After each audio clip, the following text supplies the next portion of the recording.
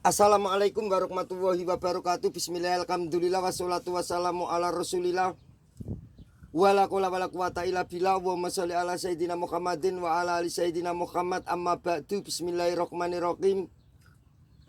Qala al-mu'allifu rahimahullahu ta'ala wa nafa'na bi wa fi ulumihi wa amadana fi asrarihi wa ada alaina bi barakatihi fid dharaini amin ya rabbal alamin. Bismillahirrahmanirrahim. Famnahu kina yastawil juz'ani urfan wa nukron atimai bayani kada idamal fi'lu kanal kubaro au kusidasti maluhu mungkasiro au kana musnadan lidila mibtidah au lazimis sodri kaman limung jida. Famna mongko nyegau sopo siro hu ing takdimal kobar kina yastawi ing dalem mangsani dadi podo opo al juz'ani.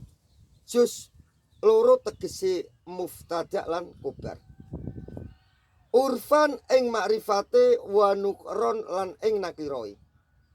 Adimai bayani kali persepen karuni perkara kang mertelakake. Kada koyok mengkono-mengkono famnahu. Idamal fi'lu ing dalem nalikane ana apa fi'il. Kana tegese ana apa fi'il iku al-kubaro iku kubar. Au kusida utawi disejo apa istimaluhu gunakake kubar mungkasiron kali kang diringkes.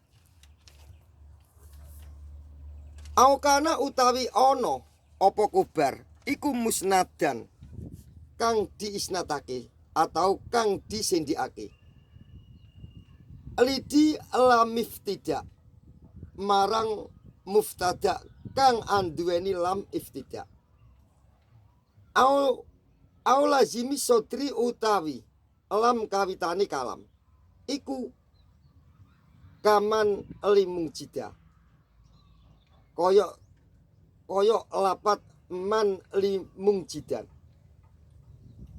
Man utawi sapane wong iku li keduwene ingsun mung jidan kali wong kang nyelamatake, kali wong kang nulungi utawa wong kang bantu. Yang kosimu kebagi opo al-kobaru kobar bin nadori kelawan ningali ila takdimihi marang dingini kobar alal muftadai ing atase muftada.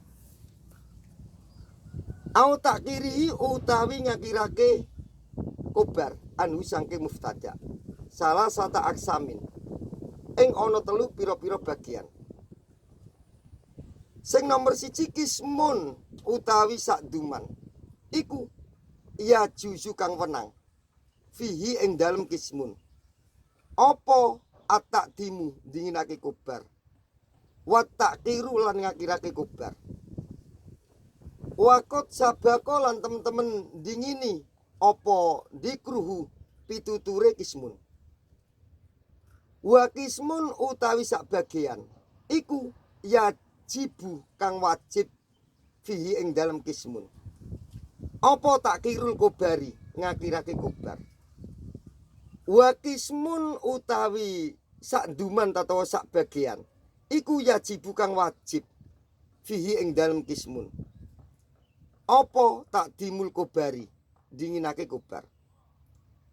Wa asaro lan awe isaro sapa Kyai Musonef bihadihil abyati kelawan iki pira-pira bet ilal kobari marang kobar al wajibi kang wajib atak kiri kang akhir. Fadakaro mongko nutur sapa Kyai Musonef minhu sangking ilal kobaril wajibi kumsata mawadi'a ing ana 5 pira-pira panggonan. Al awalu utawi conto kang kawitan iku ayakuna yen to ana apa kulun saben-saben lapat minal muftadai sangking muftada wal kobari lan kobar. Iku makrifatan iku isim makrifat au nakirotan utawi isim nakiro solikatan kang patut lijak liha krana ndadekake makrifat au nakira muftadaan ing muftada. Wala mubayyinah lan ora perkara kang pertelo iku maujud lil muftada'i keduwene muftada minal kobari saking kobar. Nakwu zaitun akuka wa abdulu min zaitin wa afdalu min amrin. Jadi sepadane contoh ya. Zaitun utawi Zaid iku akuka dulur sira. Wa afdalu utawi wong kang luwih utama min Zaidin tinimbang Zaid. Iku afdalu wong kang luwih utama min amrin tinimbang amr. Walaya jusulan ora wenang apa tak dimul kobari dinginake kobar. Fi hada ing dalem iki keterangan, ing dalem iki contoh ya. Zaitun akuka.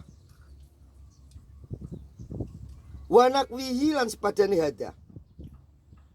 Li anaka krana sak temene sira iku lau kodamta lamun dinginake sapa sira hu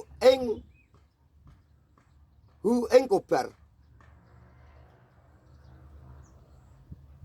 Fakulta mongko ngucap sapa sira ing lapat akuka zaitun.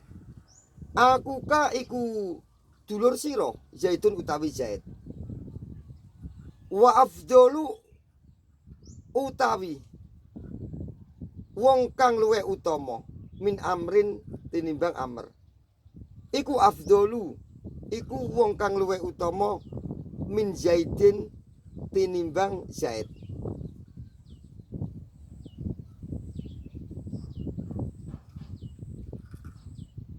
Lakana jekti ono apa al muqaddamu apa lapat kang dinginake iku muftadaan dadi muftada. Wa angta utawi sira iku turidu ngarepake sapa sira ayakuna yen to ana apa al muqaddamu lapat kang dinginake ya. Iku kobaron dadi kobar min ghairi dalilin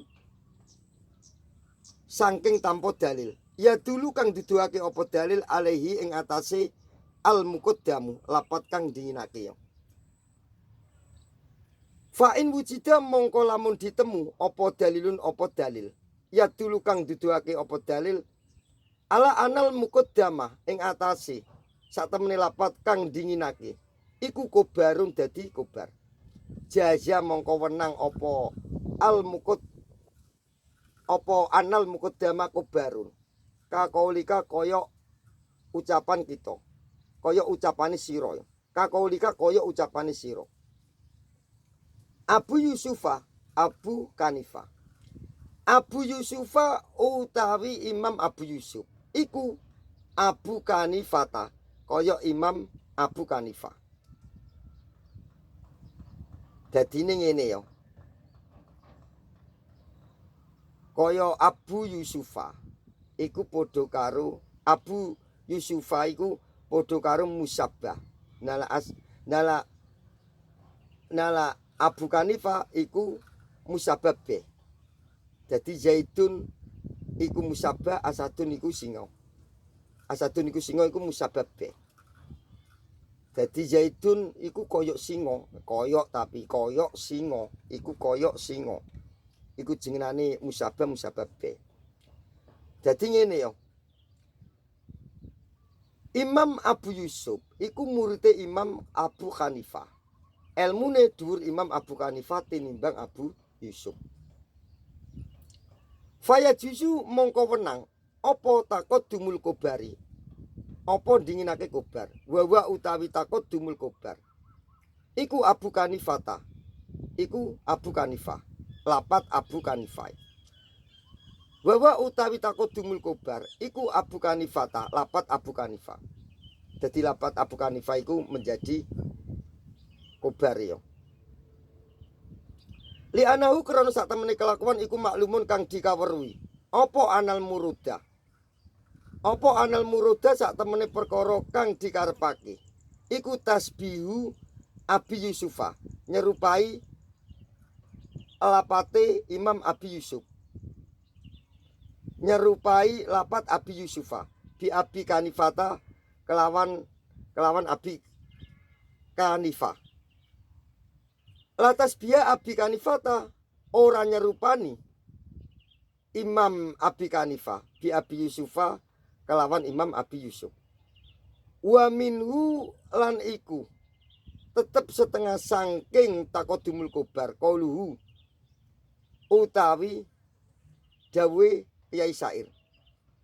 Banu abnaina wa banatuna banuhuna abnaur rijalil abbaidi.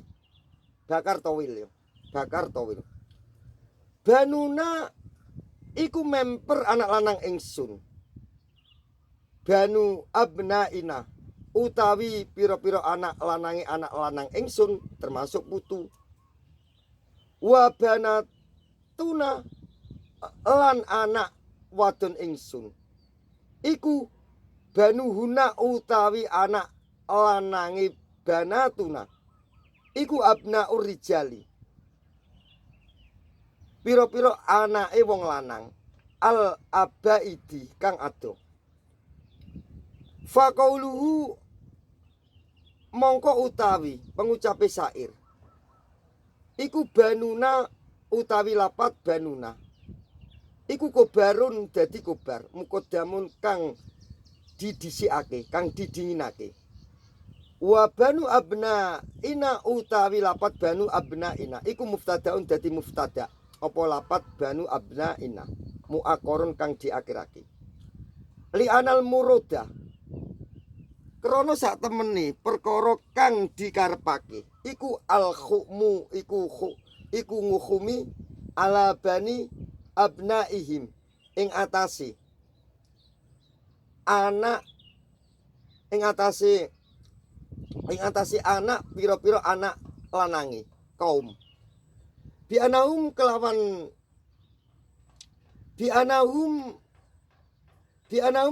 sak temene kaum iku kabanihim kaya anak kaum. Walaisa lan ora ana apa al muradu perkara kang dikarepake iku al khuma iku ngukhumi ala banihim ing atase anake kaum. Di anahum kelawan sak temene kaum iku kabani abnaihim kaya anak pira-pira anak lanange kaum. Asani utawi contoh kakaping pindho ayakuna yen to ana apa al kobaru kobar iku fi'lan iku berupa fi'il rafi'an kang rafa'ake lidhamiril mubtada'i marang dhamire mubtada mustatiron kali kang kesimpen. Zaitun koma nakwu zaitun koma sepadane lapat zaitun koma. Zaitun utawi zait iku koma wis ngadeg sapa zait. Fakoma mongko utawi lapat koma wa fa'iluhu lan fa'ile lapat koma. Al muqaddaru kang dikira-kiraake apa fa'ile lapat koma. Ngene yo.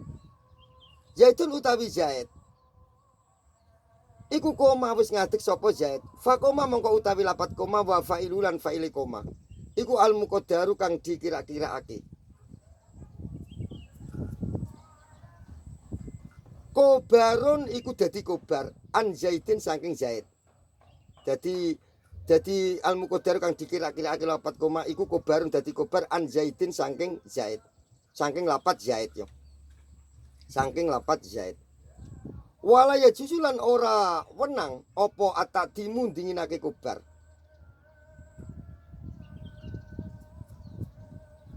Ngene yo kena yo.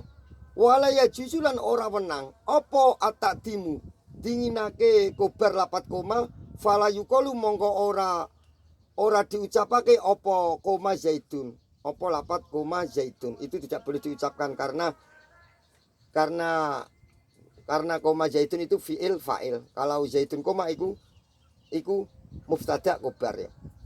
Iki fala yuqalu koma zaitun tidak boleh diucapkan apa lapat koma zaitun. Al ayakuna yento Allah ayakuma. Allah ayakuma ing atase yento ana apa zaitun lapat zaitun iku muftadaan iku dadi muftada apa lapat zaitun muakoron kang diakhirake. Wal fi'lu lan ana apa fi'il iku kobaron dadi kobar mukodaman kang didinginake. Bal yakunu bali ana apa zaitun lapat zaitun iku fa'ilan dadi fa'il apa lapat zaitun li koma marang lapat koma. Fala yakunu mongko ora ana apa koma zaitun iku min babil mubtada'i saking bab mubtada wal kobari lan bab wal kobari lan kobar. Dadi fala yakunu min babil mubtada'i wal kobari ya. Fala yakunu mongko ora ana apa koma zaitun iku min babil mubtada'i saking babi mubtada wal kobari lan kobar. Bal min babil fi'li balik saking babi fi'il wal fa'ili lan fa'il. Kalau bab fi'il fa'il itu ada koma zaitun ya, koma wis ngadeg sapa zaitun zaid. Walau kana lan lamun ana apa al fi'lu fi'il iku rafi'an kang rafa'ake li dohirin marang isim dohir. Falau kana mongko lamun ana apa al fi'lu fi'il iku rafi'an kang rafa'ake li dohirin marang isim dohir. Naku zaitun koma abuhu sepadane lapat zaitun koma abuhu. Zaitun utawi zaid iku koma wis ngadeg sopo abu bapake Zaid. Jaza mongko wenang apa tak dimu dinginake kobar. Fatakulu mongko ngucap sopo sira ing lapat koma abu zaitun. Koma iku ngadeg abu sopo bapake Zaid. Zaitun utawi Zaid. Wako takodama lan temen-temen dingini apa dikrul kilafi pituture persulayan, pituture kilaf. Findalika ing dalem mengkono tak dimul kobar. Wakadalika lan koyok mengkono jawazut takdim. Ya juzu wenang opo at-takdimu dinginake kobar. Ida rafa'a nalikane ngrafa'ake opo al fi'lu fi'il. Domiron ing isim domir barizan kang baris. Naku azaidani koma sepadane lapat azaidani koma. Azaidani utawi zaid loro iku koma wis ngadeg sapa azaidani. Faya jusu mongko wenang apa ang tukot dima apa yen to dinginake sapa sira al kobaro ing kobar. Fatakulu mongko ngucap sapa sira ing lapat koma azaidani. Koma iku wis ngadeg sapa ngene ya. Fatakulu mongko ngucap sapa sira koma azaidani. Koma iku wis ngadeg azaidani utawi sapa zaid loro. Dadi ngene. Koma iku wis ngadeg sapa wong loro. Sapa wong loro. Azaidani utawi sapa zaid loro. Wayakunu lan ono apa azaidani lapat azaidani iku muftadaan dadi muftada apa lapat azaidani muakoron kang diakhirake. Wa koma utawi lapat koma iku kobaron iku dadi kobar apa lapat koma mukodaman kang didhisikake atau kang didinginake. Wa ida arafta lan nalikane weruh sapa sira hada ing iki jawazu tak dimil kobar ngono ya. Hada ing iki jawazu tak dimil kobar ngono ya kenek. Tatawa ngene ya. Hada ing iki ya jusu ang tukot dimal kobar. Fa qaulul musonifi mongko utawi dawuh Kyai Musonef kada ida mal fi'lu kanal kobar iku yak tadi natrapi apa qaulul musonifi wujuba takkiril kobari ing wajibe ngakirake kobar al fi'li kang bangsa fi'il mutlakon kali mutlak. Walaisa lan ora ana apa perkara kang bener. Walaisa lan ora ana apa al amrul kaku iku kadalika koyok mengkono wujubu takkiril kobari. Bal inama yajibu balik angin semestine wajib apa takkiruhu. Apa takkiruhu ngakirake kobar. Ida rufa'a nalikane ngrufa'ake apa kobar domiron ing isim domir lil muftadai marang muftada kang bali. Tatawa ngene ya, lil muftadai kang bali marang muftada. Mustatiron kali kang kesimpen kama koyok keterangan takudama kang wis dingini apa emak. Asalisu utawi contoh kang kaping telu iku ayakuna yen to ana apa alkobaru kobar iku maksuron kang diringkes bi inama kelawan lapat inama. Nakwu inama zaitun ko imun sepadane lapat inama zaitun ko imun. Inama zaitun ang semestine utawi zait iku ko imun wong kang ngadeg sapa zait. Au biila utawi diringkes kelawan lapat ilah. Nakwu sepadane lapat ma zaitun illa ko imun. Ma zaitun ora ana utawi zait iku illa ko imun angin wong kang ngadeg. Wa utawi salis utawi contoh sing nomor 3 ngono ya kena ya. Wa utawi salis iku al muradu kang dikarepake bikauli kelawan dawuh Kyai Musonef au kusidasti maluhu mungkasira. Fala ya jusu mongko ora wenang apa takdimu ko imin. Apa takdimu ko imin dinginake lapat ko imin ala zaitin ing atase lapat zaitin. Fil misalah ini ing dalam contoh loro. Wakot jaalan teman-teman teko. Opo atak dimu dinginake kobar. Ma'a illah ing dalam sertane lapat ilah. Sudu dan kali nrecel kali sat. Kola dawu sopo asairu kiai sair. Faya robi hal illa bika an nasru yurja. Faya robi hal illa bika an nasru yurtaja alaihim wahal illa alaikal muawwalu. Faya robbi mongkodo pangeran kula hal illa bika onoto angin kelawan panjenengan Gusti an nasru utawi pertolongan iku yurtaja kang diarep-arep apa an nasru alaihim ing atase akda ing atase musuh atau akda ya.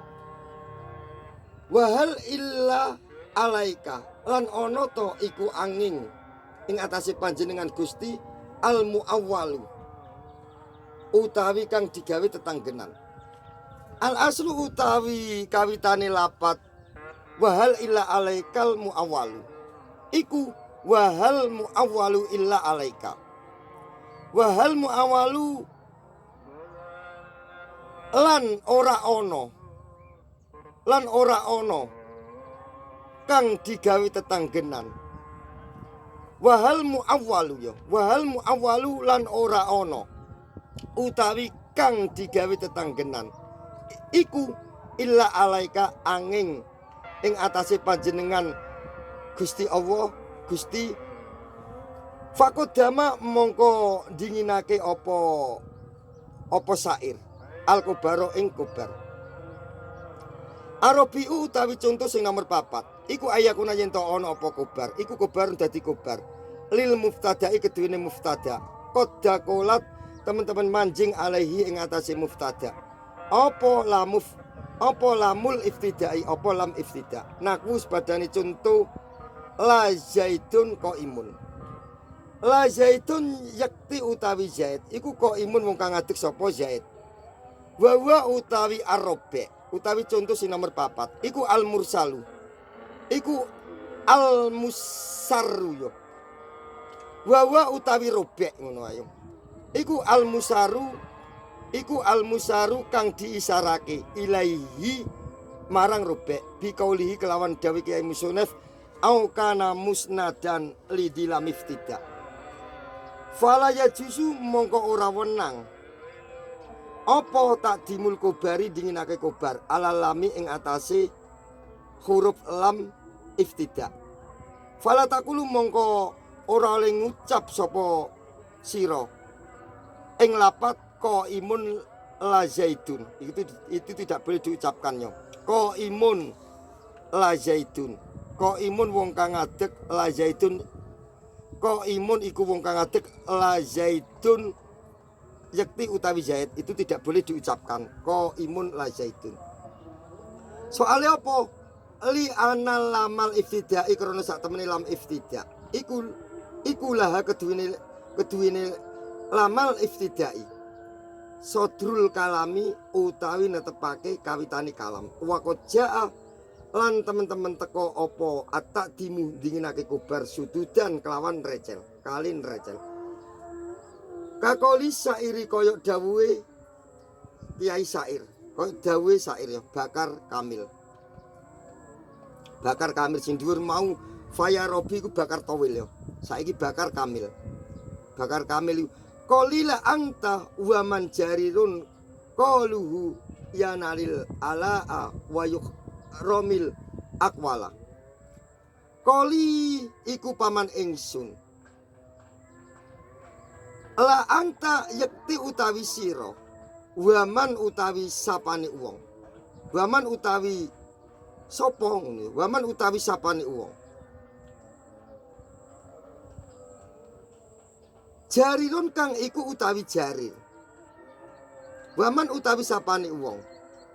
Jarirun kang iku utawi jarir iku qaluhu pamane man yanal merkole sapa man al alaa ing sifat keluhuran wa yukram lan mulyaake sapa man al aqwala ing pira-pira pamane dadine pamane iki mau jenengane jarir wong sugih dadi ponakane ya melu mulya kaya ngono. Fala angta mongko utawi lapat la angta iku muftadaun dadi muftada apa lapat la angta muakoron kang diakhirake. Wa qalu utawi lapat qoli iku kobarun dadi kobar apa lapat qoli mukut damun kang disikno kang didinginake. Alqamisu utawi conto kang kaping 5. Alqamisu utawi contoh kang kaping 5 utawi kang kaping 5 iku ayakuna yen to ana apa al muftada iku lahu keduwene muftada sodrul kalami utawi dadi kawitane kalam ka asmail istibhami kaya pira-pira isim istibham nakwu sepadane lapat nakwu man limung jidan sepadane lapat man limung jidan man utawi sapa iku li keduwene ingsun mung jidan kali wong kang nyelamatake. Faman mongko utawi lapat man iku muftadaun dadi muftada apa lapat man. Wali utawi lapat li iku kobarun dadi kobar apa lapat li. Wa mung jidan utawi lapat mung jidan iku kalun dadi kal apa lapat mung jidan. Walaya jusulan ora wenang apa takdimul kobari dinginake kobar alaman ing atase lapat man.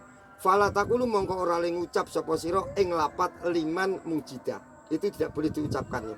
Liman mujida. Kalau man li mujida itu boleh. Tapi lah liman mujida itu tidak boleh. Soale kobare lapat li itu tidak boleh mendahulukan. Jadi man li mujida itu boleh. Tapi lah karo kapan liman mujida itu tidak boleh ya. Wabillahi taufiq wal hidayah wa ridha wa inayah. Assalamualaikum warahmatullahi wabarakatuh.